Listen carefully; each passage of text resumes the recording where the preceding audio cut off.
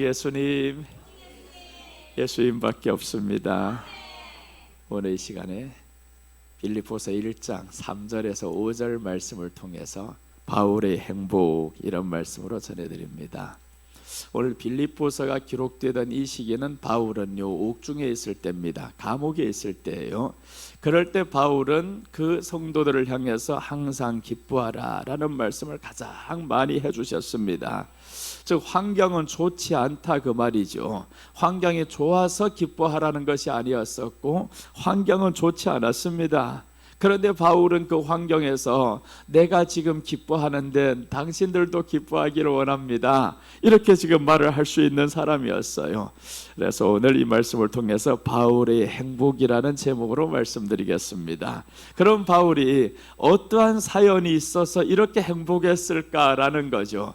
바울의 행복 첫째입니다. 생각할 때마다 감사한 사람이 있었습니다. 3절 말씀 우리 함께 보겠습니다. 내가 너희를 생각할 때마다 나의 하나님께 감사하며, 여기에서 말씀하는 너희라는 것은요 빌립보에 사는 성도와 감독과 집사들을 의미합니다. 그러니까 빌립보에서 사는 사람들을 생각하면서 이분은 너무 감사해요, 고마워요. 그리고 나아가서 근심이 아니다라는 거죠. 이 사람들 생각할 때마다 근심이 아니라 감사한 사람들이었어요. 자, 이 말씀은 고마운 사람들 많았음을 의미합니다. 그럼 고마운 사람들을 누가 붙였냐? 하나님이 붙였다라는 거죠. 하나님이 고마운 사람들을 붙여주셨습니다. 그래서 지나온 날을 돌아보면 이 나를 괴롭혔던 사람보다 오히려 내게는 감사하고 하나님이 붙여주신 고마운 사람들이 더 많았구나, 이 고백을 지금 바울이 하는 겁니다. 그럼 목사만 그 고백을 해야 되겠냐고요? 아니죠. 성도에게도 고마운 사람들, 감사한 사람들이 더 많아지기를 바랍니다. 고맙고 감사한 사람들은 하나님이 붙여야 됩니다.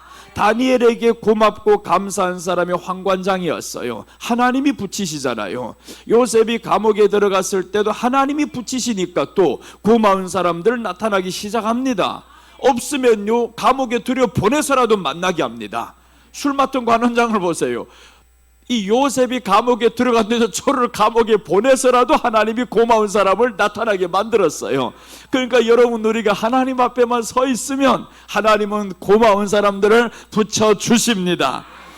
다윗에게 있어서 고마운 사람이 하나가 나타납니다. 그것도 나를 죽이고자 하는 그 집의 아들. 그 집의 아들이 가장 고마운 사람이었어요. 그 사람이 누구냐? 요나단이었습니다. 이 사울은 자기 자리를 지키려고 어떻게 하면 다윗을 죽일까 이 생각만 하는데, 그런데 요나단은 아니었습니다. 다윗을 죽일 이유가 없거든요. 그 사람이 욕먹을 짓 한 적도 없었고 나라를 위해서 자기 목숨 바쳐 건진 사람인데 왜 그 사람을 죽이려고 하냐고. 우리 아버지가 미쳤지. 그러니까 이 요나단은 여기에서 아니라는 거예요. 나는 다윗을 위해서 내 생명도 던질 수 있다, 모든 것도 던질 수 있다, 이런 사람이 어디 있습니까? 사심이 없는 요나단. 그것을 누가 붙였냐? 하나님이 붙였습니다. 자, 사무엘상 23장 15절 보시면 다윗이 사울이 자기의 생명을 빼앗으려고 나온 것을 보았으므로 그가 십광야 수풀에 있었더니 사울의 아들 요나단이 일어나 수풀에 들어가서 다윗에게 이르러 그에게 하나님을 힘있게 의지하게 하였는데, 야, 이런 멋있는 사람입니다. 그러니까 다윗은 숲풀에 있었다라는 것은 사울이 죽이려고 한다라는 이 사건 때문에 지금 숲풀에 숨어 있잖아요. 이렇게 위험한 시기에 그 집에 아들이 왔을 때 믿어지겠냐고요. 저 아들이 나를 혹시 또 이제 죽이려고 정탐하러 온 게 아닌가. 그런데 이 요나단은 아니었습니다. 사실이었어요. 내가 너를 지금 도와주러 왔다. 그런데 나의 힘이 아니라 나의 말이 아니라 하나님을 힘있게 의지하게 했더라. 이 얼마나 감사해요. 나 지금 오후에 그분이 참 왔으면 좋겠는데, 강남을 떠날 때 천주교 신자 이분이 있습니다. 김나영이라는 사장님이 있어요. 그분이 목사님을 불러요. 목사님, 한번 우리 사무실에 와주시면 안 될까요? 라고 했을 때 그때 교회를 다 정리하고 너무 힘들 때였어요.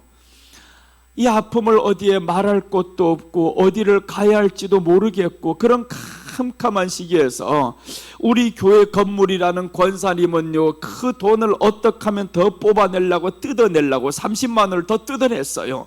몇 개월치를 지금 거기에 임대료가 밀려가지고 돈이 다 깎이는 판인데 권사님이 도우지 못할 망정 그 돈 있는 권사가 뜯어내려고.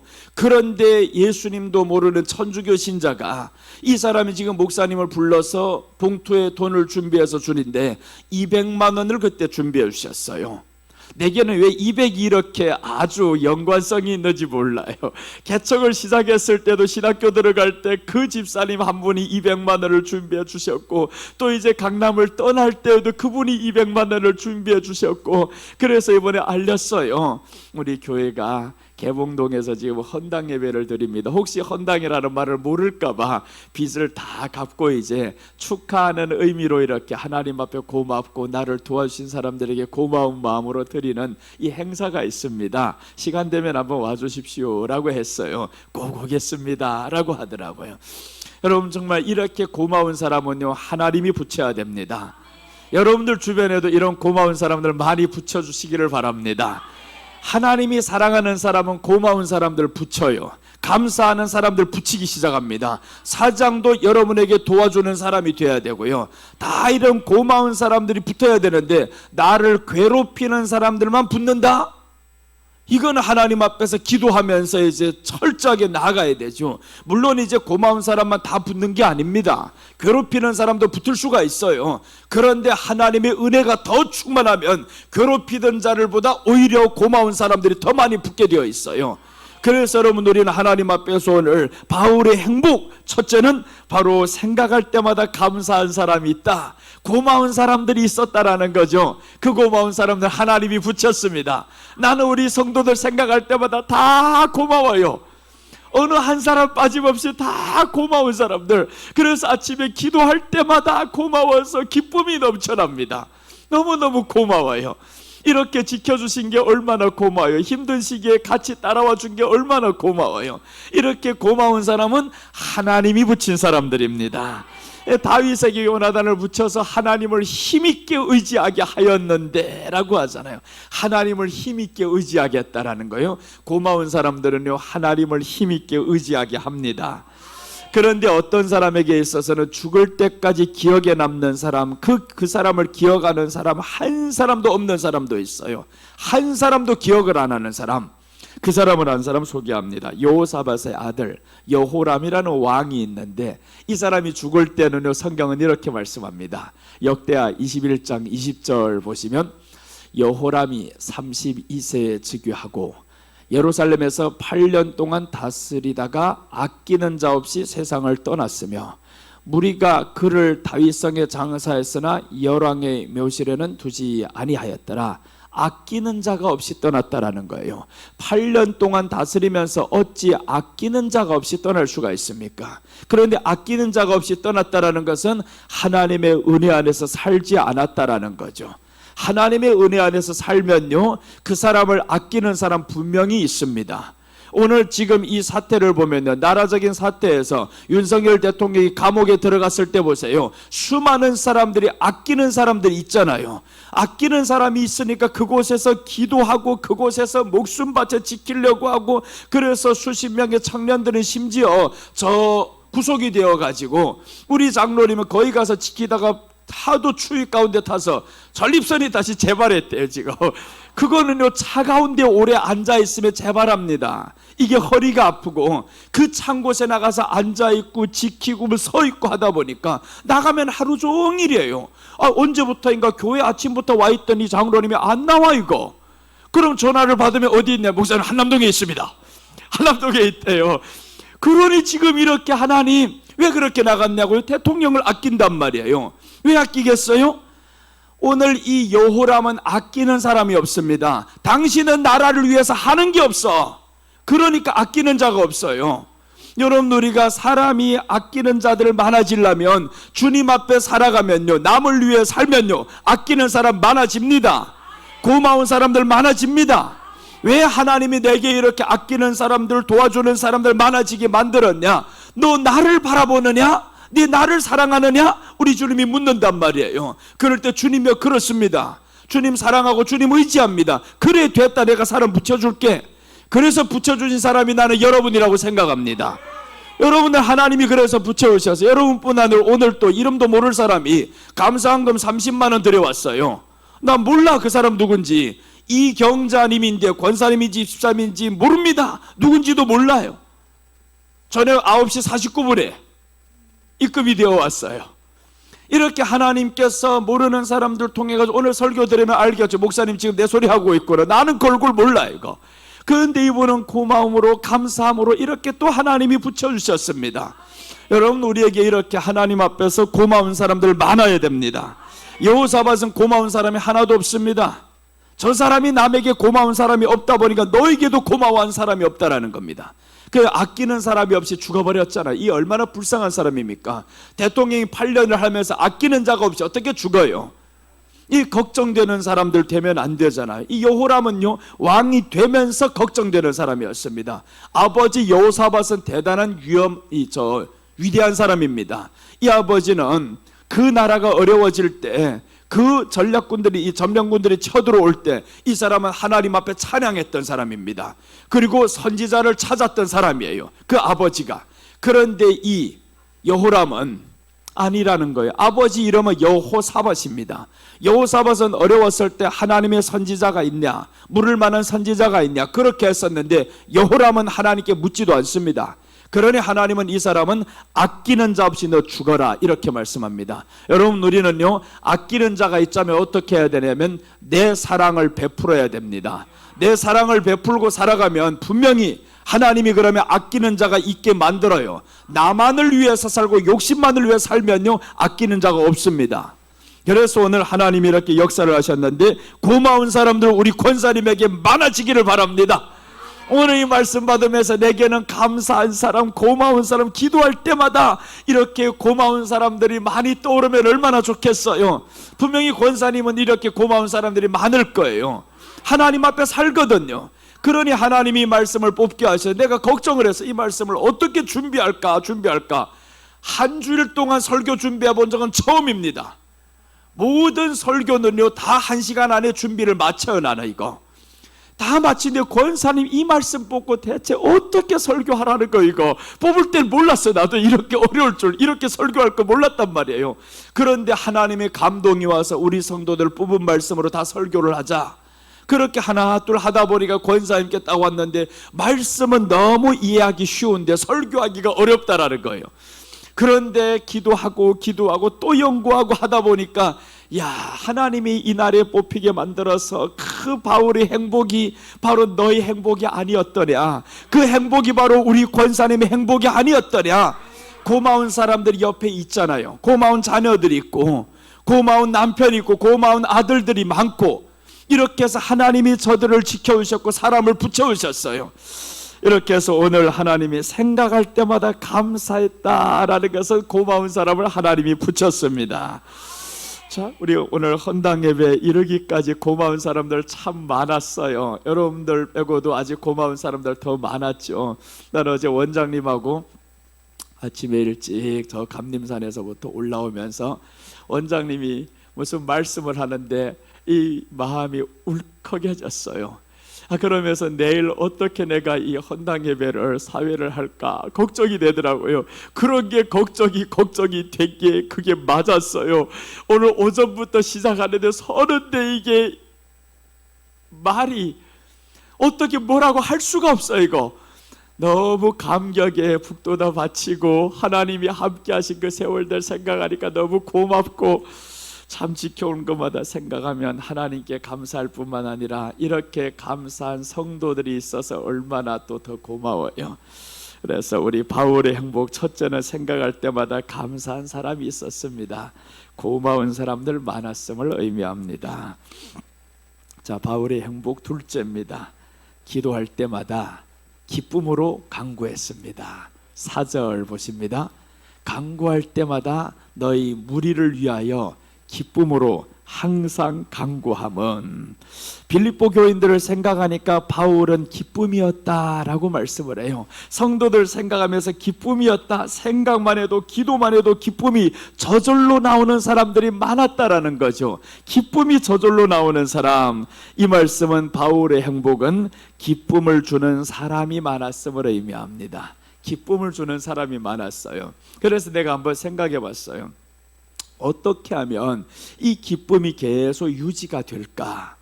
기쁨 하루 기쁘다가 또 슬프고 이게 자꾸 반복이 되면 안 되잖아요. 기쁨이 어떻게 돼서 유지가 될까? 그 기쁨을 주시는 분은 성경에 누구라고 말씀하냐면 예수님이 가장 먼저 기쁨을 주십니다. 요한복음 15장 10절 보시면요, 내가 아버지 계명을 지켜 그의 사랑 안에 거하는 것 같이 너희도 내 계명을 지키면 내 사랑 안에 거하리라. 내가 이것을 너희에게 이름은 내 기쁨이 너희 안에 있어 너희 기쁨을 충만하게 하려 함이라. 그러니까 예수님이 주고자 하는 이 기쁨은 누구냐면 아버지 계명, 내 계명을 지키는 사람이다. 하나님의 말씀을 지키고 나아가는 사람들에게 내가 주고 싶은 것이 하나 있다. 내 기쁨을 주겠다라는 겁니다. 그러니까 우리가 말씀 따라 살고 말씀 의지에 각오하다 보면 하나님은 내 기쁨을 너에게 주겠다라는 거죠. 그러니 우리가 그 안에서 흔들리면 안 됩니다. 이랬다 저랬다 하면요, 계명 지키는 사람들 중에 가장 불안한 게 법정에서 여러분들 한번 이랬다 저랬다 발언을 해봐봐요. 그 본인도 두렵고요, 이 기쁨도 없어지고요, 그 증인으로 나와서서 그 증인 초대한 이 사람도 긴장합니다. 아, 이거 기뻤다가 슬펐다가 도대체 어느 거야? 법정에 그게 제일 무섭잖아요. 이랬다 저랬다 하면 그런 본인도 기쁨이 없어지고요, 기쁨을 파괴합니다. 이번에 보세요, 그 곽종건 그 사령관이라는 사람이 국회의원 앞에 나와가지고 뭐라고, 민주당 국회의원 앞에 나왔죠. 김병주 이 사람 앞에 나와가지고 증언을 하는데 분명히 이렇게 말했어요. 장관께서 끌어내라, 빼내라는 말을 하긴 했는데 뭐라고 했냐면 요원들을 빼내라고 했습니다. 이렇게 말했는데 이 의원이, 김병주 의원이 뭐라고 하냐면 요원들을 빼내라고 분명히 말을 했는데 의원들을요? 그러니까 예, 국회의원들을요? 예, 이렇게 말을 해버렸어요. 분명히 이 사람이 입에서는 처음에 나갔을 때 요원들을 빼내라 했습니다. 그러니까 요원들을, 이 말을 이 아주 강교한 입술이 나와가지고 의원들을요 요렇게 바꿔치기 해버린 거예요. 그러니까 이해한 거예요. 이렇게 하다 보니까 그 다음에 앞에 국회의원을 또 넣으니까 또 이해해버렸지. 그러니까 자기가 처음에 들었던 것을 끝까지 주장해야 되는데, 그런데 이 말이 바뀌다 보니까 그대로 이제 흔들립니다. 그러니 사는 게 얼마나 이 사람은 조마조마하겠어. 이거 기쁨이 이런 사람이 있을 수가 없습니다. 여러분, 우리에게 주신 기쁨은 예수님이 주신 기쁨입니다. 예수님이 주신 이 기쁨은 우리가 이랬다 저랬다 하면 안 되는 거예요. 환경 바라보면서 이랬다 저랬다 하고, 좀 사건이 생기면 이랬다 저랬다 하고, 이런 사람은 기쁨이 없어요. 그러니까 우리가 기쁨을 끝까지 유지해 나갈 수 있는 것은 흔들리지 않는 겁니다. 내게 주신 이 기쁨은 예수님이 주신 기쁨이야. 나를 지금까지 인도하신 분은 예수님이시야. 그러니까 내가 어려워도 내게 주신 이 기쁨은 예수님이 주신 것이니까 나는 그대로 간다. 이렇게 여러분들 사령관보다 나은 사람이 되시기 바랍니다. 사령관은 이랬다 저랬다고, 요원들을 냈으면 요원들이라고 말을 해야 되는데 의원들을 하니까 이해하고, 그게 뭔 군사야 이게. 여러분, 우리는 믿음의 군사라고 성경에 말씀합니다. 우리 군사는 복음을 받았어요. 예수님이 너를 위해 죽었냐 하면 네 해야지. 확실하게 주님이 나를 위해 죽었습니다. 주님이 나를 위해 부활했습니다. 확실히 말을 해야 되잖아요. 미국의 루즈벨트 대통령이 있어요. 이 사람이 아주 유명한 어록을 남겼습니다. 뭐라고 했냐면, 우파는 진실을 말하면 기뻐한대요. 그런데 좌파는 진실을 말하면 화내고 우파는 거짓을 말하면 화낸다. 여러분은 진실을 말하면 화납니까? 거짓을 말하면 화납니까? 거짓을 말하면 화나야 되잖아요. 지금 부정선거라는 거짓을 말하니까 누구 화냅니까? 야, 이게 참 내가 참 안타까운 거 보면서, 이 한국사 강의하시는 저 전한길 선생님이 있잖아요. 이 사람이 부정선거를 말했어요. 선관위를 쳤단 말이에요. 그런데 왜 선관위도 아닌 민주당이 저렇게 화내냐고요. 당신들이 왜 그렇게 화내냐고. 이거 화내야 될 선관위도 고소 안 하는데 자기들 알아서 고소해요. 그러면 누가 혜택을 받다는 거네. 당신들 혜택 받다고 지금 이렇게 스스로 하는 거잖아 이게. 여러분, 우리가 정말 하나님 앞에서 진실을 말할 때는요, 수긍해야 됩니다. 우리 안에 진실을 말할 수 있는 용기도 또한 있어야 되는 거예요. 진실을 받는데 진실을 말 못하는 당신이 진짜야 가짜야 이거. 그러니까 우리가 예수님 앞에서 복음이라는 이 진실이 우리에게 지금 드러났어요. 복음이 내게 들어와서 내가 너와 함께 하나가 되고 이제 너는 나로 말미암아 살아야 되고 내 기쁨이 너희 안에 임했다. 그래서 이게 진실이란 말이에요. 그 진실 앞에서 우리가 수긍하고 내가 잘못됐으면 거기에서 회개를 하게 해야 되잖아요. 거짓을 말하면 우리는 얼마나 화가 납니까? 그래서 교회 안에는 거짓을 말하면 가장 화내는 저와 여러분 되시기를 바랍니다. 거짓이 판을 치면 안 됩니다. 교회는 거짓이 판을 치면 안 돼요. 진실이 우리 교회를 잡고 가야 됩니다. 그래서 오늘 루즈벨트 대통령이 했던 말과 같이 참 멋있어요. 거짓을 말하면 좌파는 화낸다. 아니지. 거짓을 말하면 우파는 화낸다. 진실을 말하면 좌파는 화낸다. 나는 좌파냐 우파냐. 그래서 우리는 좌파든 우파든 진실을 말하면 우리는 좋아해야 됩니다.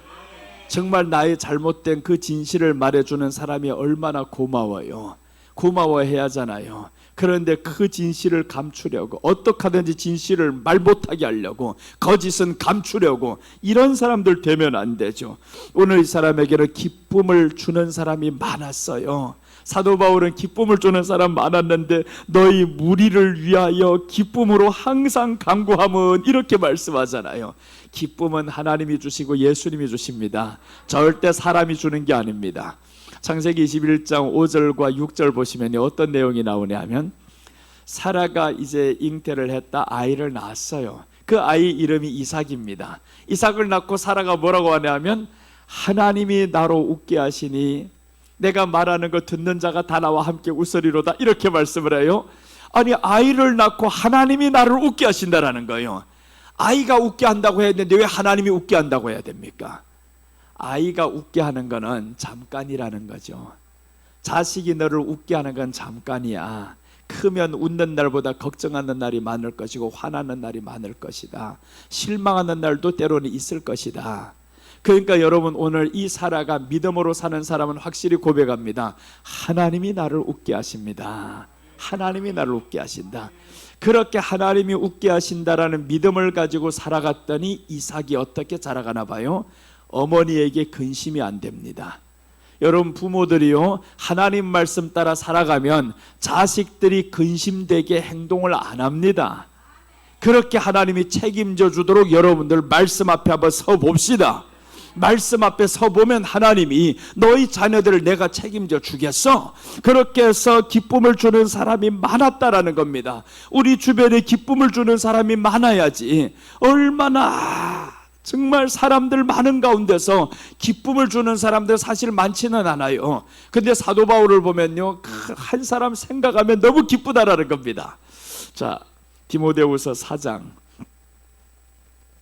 이것은 맞네. 이제 1장 3절부터 보고 이제 4장 넘어오겠습니다. 1장 3절 보시면요, 내가 밤낮 간구하는 가운데 쉬지 않고 너를 생각하여 청결한 양심으로 조상적부터 섬겨오는 하나님께 감사하고 내 눈물을 생각하여 너 보기를 원함은 내 기쁨이 가득하게 하려 함이니. 너를 보기 원하는 것은 내 기쁨이 가득하게 하려 한다는 거. 너만 보면 나 기쁘다. 그러니까 너 보기를 내가 원한다, 그 말이죠.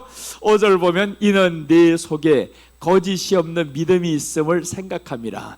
이 믿음은 먼저 내 외조모 로이스와 내 어머니 유니게 속에 있더니 네 속에서 있는 줄을 확신하노라 라고 말씀을 했어요.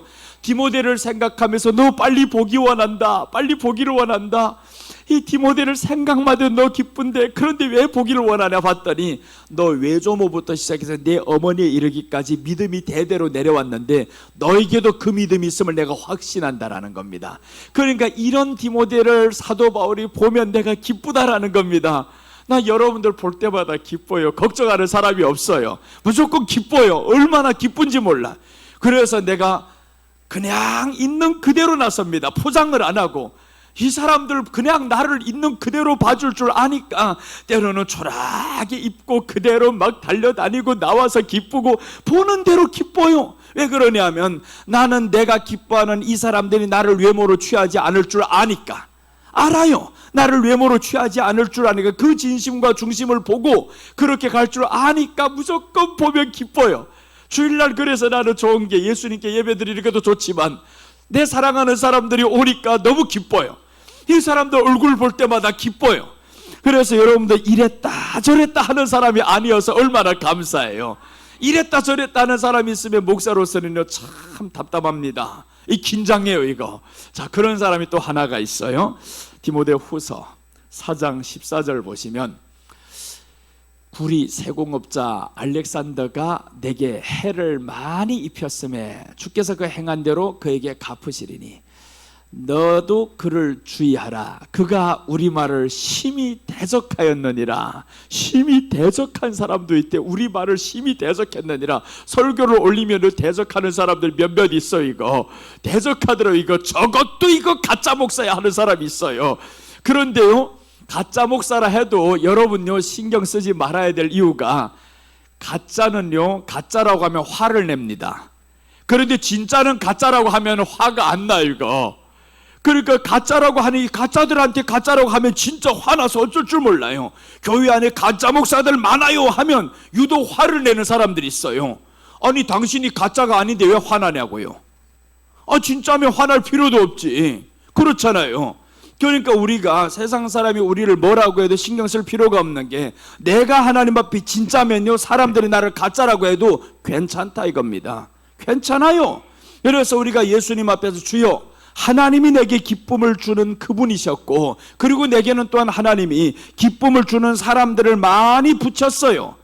또 하나님이 일꾼들을 붙였잖아요. 여러분 우리 교회에서 봉사를 하고 섬겨봐요. 돈을 줍니까? 뭘 합니까? 주는 것도 없어요.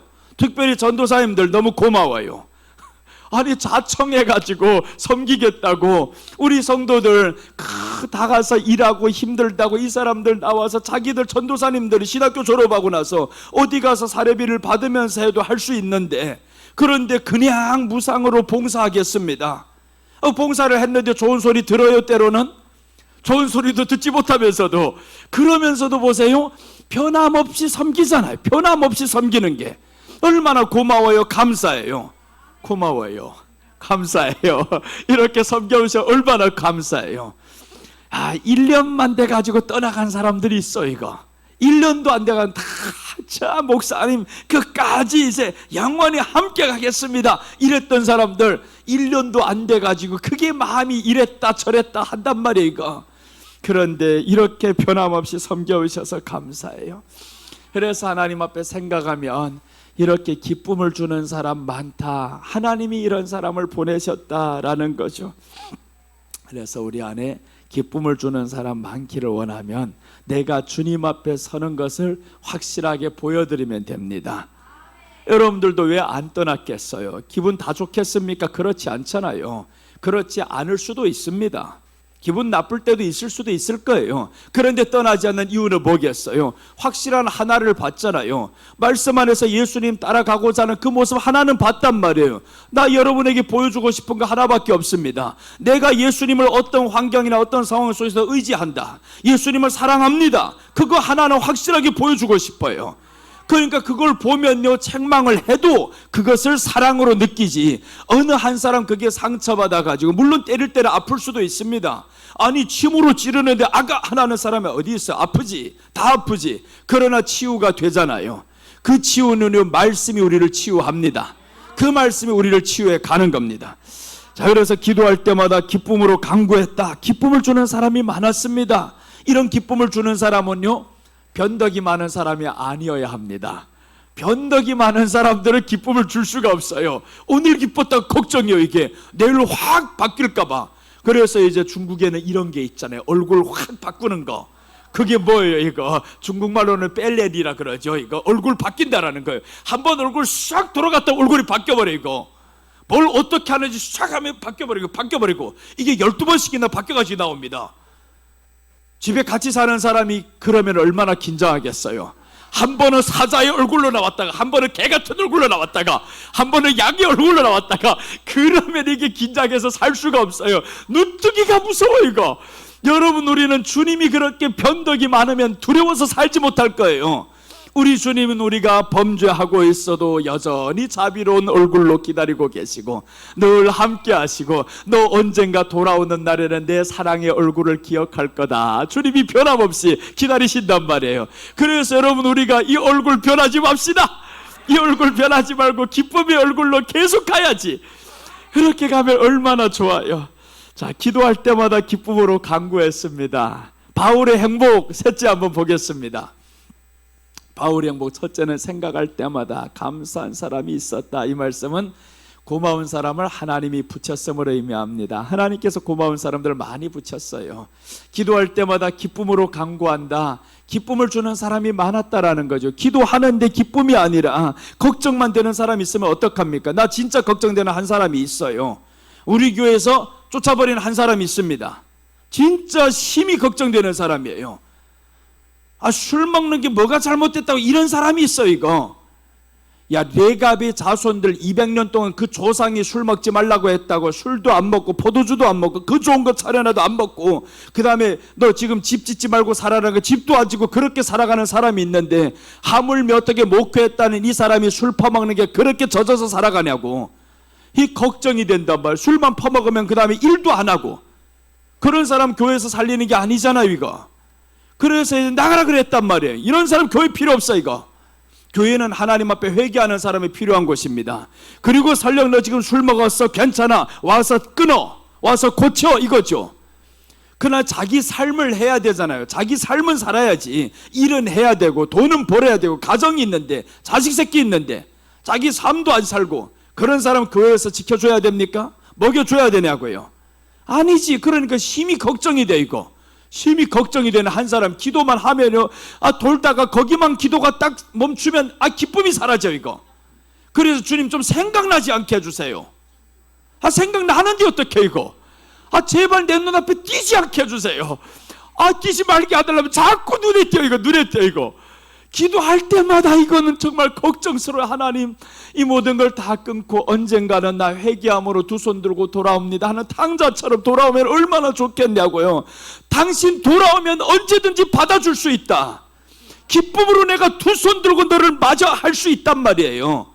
돌아오기만 해라. 돌아오기로 쫓아낼 때는 미움으로 화내서 했지만, 그러나 회개하면서 돌아오면 탕자의 아버지가 큰 눈물을 흘리면서 아들을 맞이한 것처럼 맞이할 수 있다라는 겁니다. 돌아오기만 해라. 하나님 앞에 다시 한번 오면 그렇게 할 수 있습니다.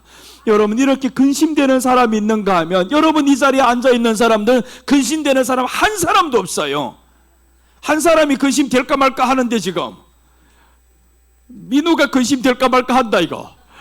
근데 제가 아침에 뭐라고 하냐 하면 제가 지금 웃고 있는 거 봐. 제가 아침에 보면서, 아침에 엄마하고 같이 나왔어요. 그래서 민우야 아침 나왔네 했더니, 네 하더니, 야 삼촌 오늘 헌당 예배라고 나왔어? 그랬더니 예, 헌당 예배라고 나왔대요 오늘. 이 헌당 예배가 삼촌한테 얼마나 즐거운 일이고 얼마나 하나님의 축복과 감격이 많은 날인지, 내게는 진짜 결혼 날보다 훨씬 즐거운 날이 이 날입니다. 결혼을 20년 동안 그렇게 준비해서 했습니까? 고생을 20년 만에 그렇게 가면서 했냐고요? 아니잖아요. 결혼한 날보다 훨씬 더 중요한 날이 오늘입니다. 나는 정말 이 날이 내게는 잊을 수 없는 날입니다. 20년이란 그 세월 어려움 가운데 지나와봐 이거. 두 번 다시 그 길을 가라면 못 갑니다 이제. 그런데 그날들을 지금 와보니까, 돌아보니까 참 힘들게 왔다. 눈물도 많았다. 눈물 흘리는 거 여러분들 못 봐서 그래요. 눈물 날 때 한두 번이 아닙니다. 그런 날들을 참 지나오면서 오늘을 이 날 맞이하는데 얼마나 즐거운 날이고, 그래서 이 즐거운 날인 거 알고 오늘 저쪽에 믿지도 않은 술친구가 오후에 오겠다는 거예요. 자기 식당 다 그만두고 오늘 간다는 거예요. 어제 전화를 해야 되는데 내가 하도 바빠가지고 지금 왔다 갔다도 바빠가지고 전화를 못했어요 어제. 그래서 어제 저녁에 전화가 왔어요. 내일 뭐 헌당 예배라고 하는데 왜 소식이 없냐고 그러는 거예요. 자기한테 전화 올 줄로 소식이 없냐고. 알아서 올 거 아니야. 그래서 알아서 올 거 아니에요. 내가 그렇게 중요한 것임을 말해줬어요. 너 식당 그렇게 안 되지, 힘들지. 내가 너희 식당을 위해서 기도했다. 잘 되기를 위해서 기도했었고, 내가 때로는 그게 너무 자주 먹다 보면요 먹고 싶은 게 아닙니다. 그럼에도 불구하고 나는 거기를 찾아간다. 기도하면서 먹는다. 그러니까 이 친구가 알아요. 이제 얼마나 내게는 중요한 날이라는 걸. 여러분, 우리가 정말 이 날이 이렇게 중요한 날이고 근심되는 사람이 되기보다는 기쁨을 주는 사람이 많다라는 게 얼마나 감사해요. 이제 민우도 저 현우는 봐봐. 아까 찬양할 때 보면 쟤는요 참 박자 맞춰가지고 엄마가 어떻게 엄마하고 부딪히지도 않게 가는지 몰라요. 이렇게 똑같이 움직입니다. 착착착 이렇게 똑같이 움직여요. 엄마가 이쪽으로 가면 자기도 이쪽으로. 이렇게 가는 모습을 저기에서 CCTV로 내가 다 봤단 말이에요. 뒤에서 보는데 얼마나 이 마음에 기쁜지. 이 아들이 엄마가 믿음으로 이렇게 쫙 가다 보면 기쁨의 아들이 돼야지 걱정되는 아들이 되면 안 되잖아요. 민우야, 너도 이제 엄마한테 걱정되는 아들이 되지 말자. 같이 엄마 할 때, 엄마 같이 할 때 찬송, 엄마 옆에 없으니까 앞에서 하는 이 엄마를 보면서 같이 이제 나도 한번 찬양해보겠다. 그럼 얼마나 좋아요. 제 어릴 때는 정말 예수님 사랑했어요. 의지했어요. 4살 때는 정말 하나님 말씀 듣기를 원했었고, 그 말씀이 좋아가지고 삼촌 하나 더 이야기하다가 내가 1시간씩이나 쟤한테 이야기해 준 적이 있어요. 한 달을 그렇게 말씀을 들었던 애예요. 그런데 커가면서 이제는 점점 이제 생각이 바뀌면서 게임이나 뭐 이런 것들이 조금 들어오다 보니까 그렇지. 그런데요, 하나님 말씀 들었던 사람은 하나님이 돌아오게 만듭니다. 이번에 윤석열 대통령 보세요. 미션 스쿨에서 이렇게 어릴 때부터 그 복음을 들었던 이 사람이다 보니까, 그렇다 보니 하나님이 감옥에 있을 때 예수님 다시 찾게 만들잖아요. 김진호 목사님에게 사람을 보내서 성경책 하나 구해와라. 그래서 성경책을 지금 감옥에서 본다 하잖아요. 성경을 읽고 있다고요. 그래서 복음을 들었던 사람은 하나님이 포기 안 합니다. 절대로 포기 안 해요. 복음을 들었던 사람. 우리 권사님들의 아들들도 마찬가지예요. 지금은 안 믿는다 해도요, 하나님이 여러분들이 하나님 앞에 서 있으면 반드시 돌아오게 합니다.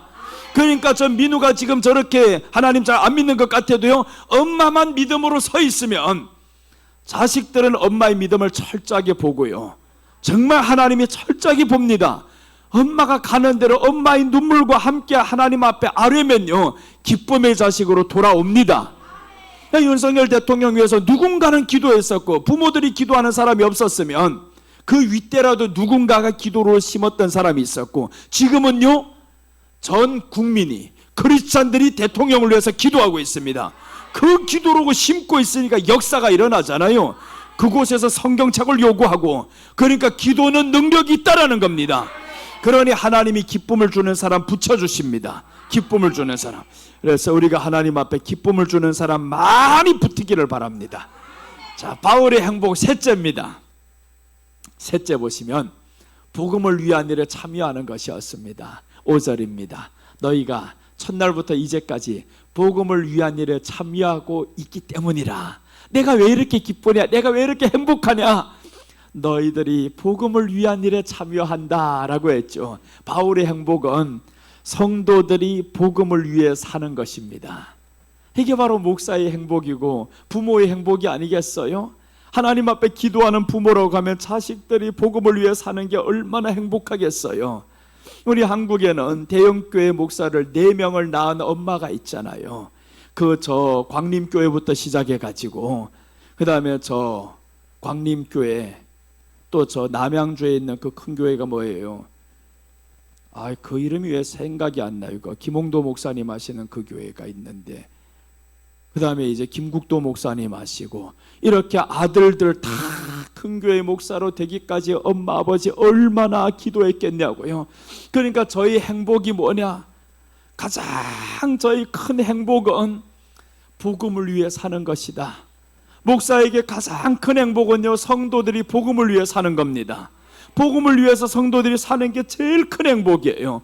교회 와서 말씀도 관심 없고 그런 사람은 걱정이 돼 이거.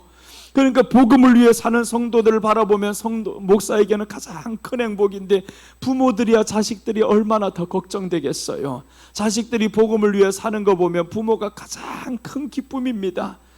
복음을 확실히 받아들였던 이 부모들은요, 자식이 예수님을 믿는다라는 게, 더 나아가서 복음을 위해 사는 자식을 보면 그렇게 기쁠 수가 없습니다. 그래서 오늘 복음을 위해 참여했다라는 것은 성도들 복음을 위해 사는 것을 의미합니다. 자, 그 다음에 오늘 로마서 14장 8절 보시면, 우리가 살아도 주를 위하여 살고 죽어도 주를 위하여 죽나니 그러므로 사나 죽으나 우리가 주의 것이로다. 이를 위하여 그리스도께서 죽었다가 다시 살아나셨나니 곧 죽은 자와 산 자의 주가 되려 하심이라. 우리가 살아도 주를 위해 살고 죽어도 주를 위해 죽는 이 일을 위해서 주님이 죽었다가 다시 살아났다 했잖아요. 이야, 예수님이 곧 죽은 자와 산 자의 주가 되려 하심이라. 예수님이 이렇게 죽은 자 가운데서 살아나신 이유는 복음을 위해 사는 사람들 위해서입니다. 우리 복음을 위해 사는 사람들 위해서 주님께서 죽었다가 살아났다라는 거예요. 그러니까 우리가 복음을 위해 사는 건 자랑스럽게 생각하시기를 바랍니다. 정말 자랑스러워야 됩니다. 내가 예수님 믿고 있다는 거, 내가 복음을 위해 지금 살고 있다는 거 자랑스럽게 생각하셔야 됩니다. 여러분들이 섬김 하나하나가 복음을 위한 일이 되시기 바랍니다.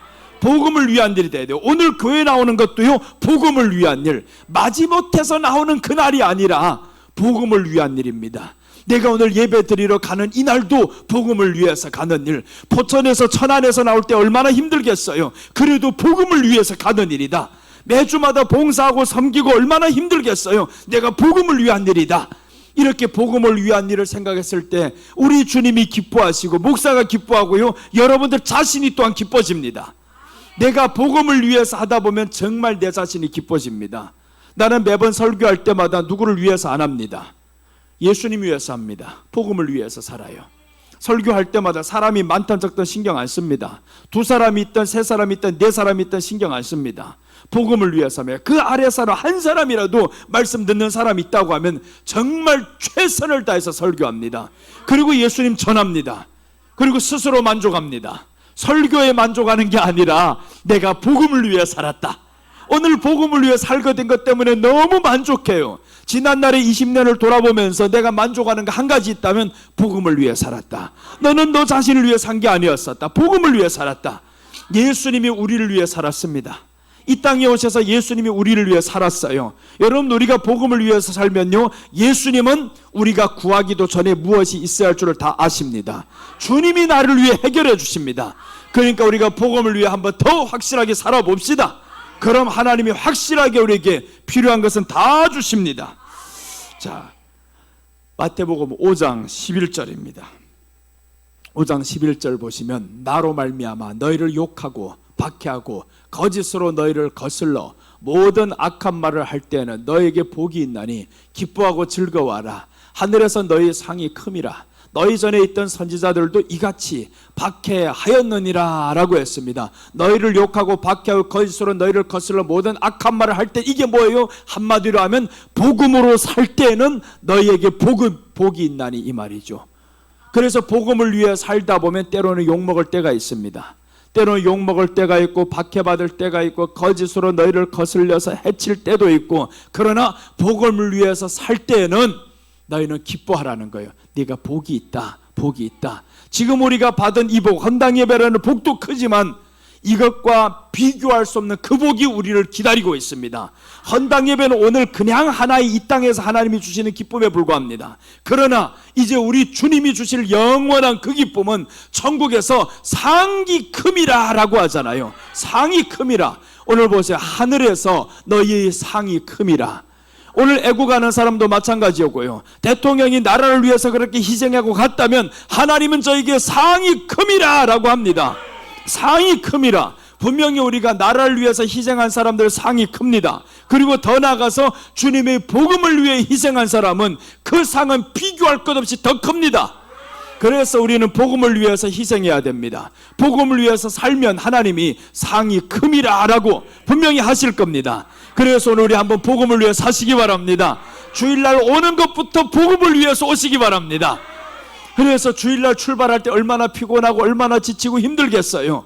그래도 복음을 위해서 주여 오늘도 복음을 위해 갑니다 이렇게 출발하면요, 생각이 처음에 뭘 하는가에 따라서 그 결과를 나타냅니다. 결과가 나옵니다. 우리 생각이 처음에 힘들고 지치다면요, 갈 때 또 힘듭니다.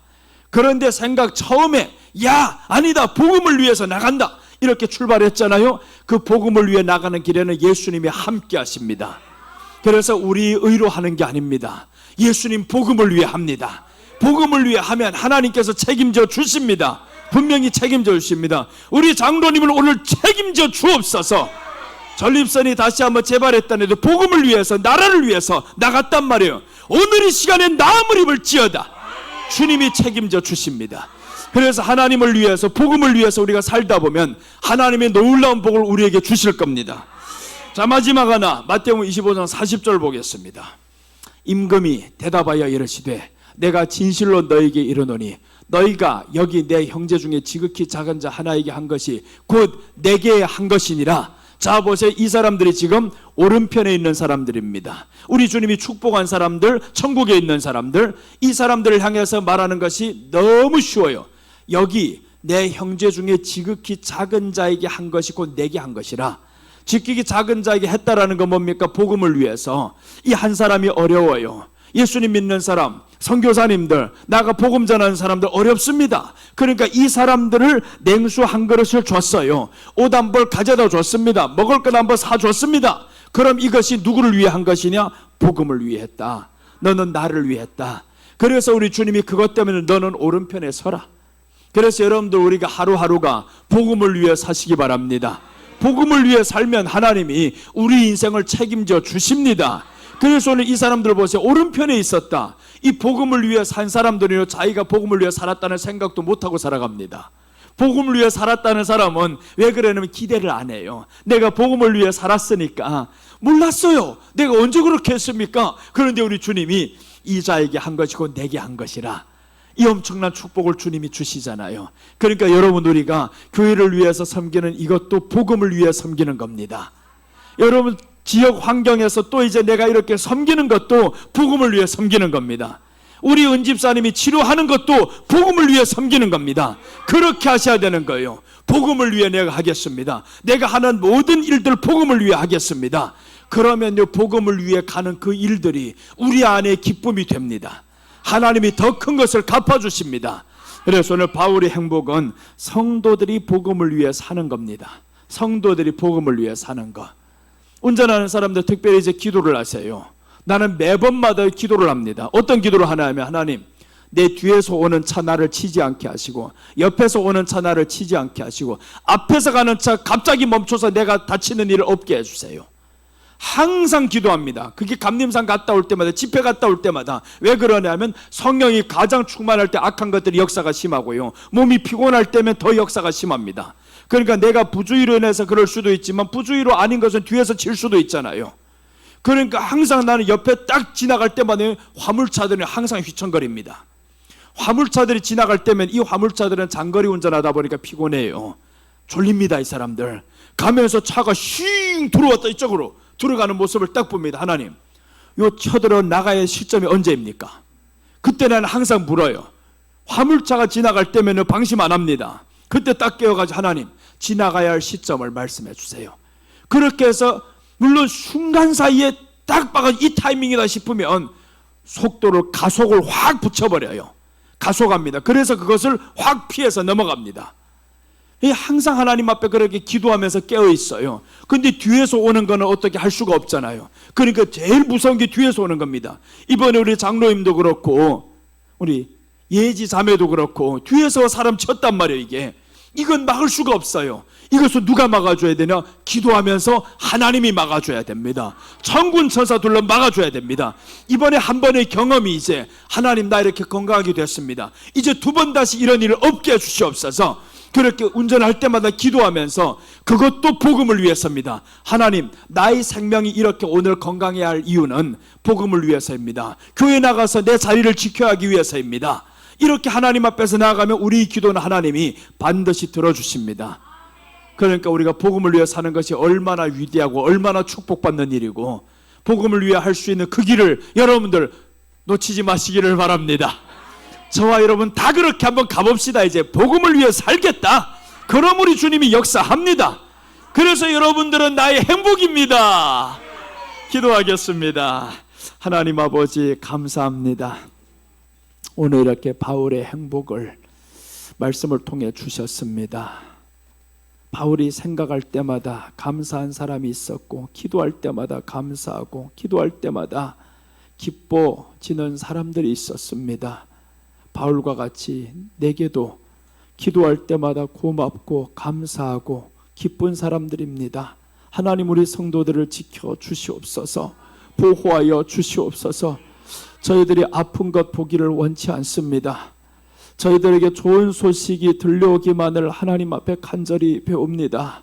또한 우리 성도들 다 복음을 위해 사는 자들 되게 하여 주시옵소서. 지금까지 복음을 위해서, 예수님을 위해서, 교회를 위해서 충성해왔던 저희들의 노고를 주님께서 기억하여 주시옵소서. 오늘도 이렇게 영상으로 시청하며 또 말씀을 들으며 나아가는 살아가는 신명들, 우리 교회를 위해서 축복하고 섬기는 사람들이 있습니다. 저희들의 모든 삶과 환경에 하나님의 축복이 더욱 넘치게 하여 주시옵소서.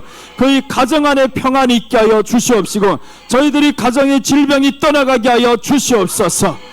오늘도 주님께서 함께 하시고 축복해 주심을 감사드리며 다시 오실 예수님의 이름으로 기도드립니다.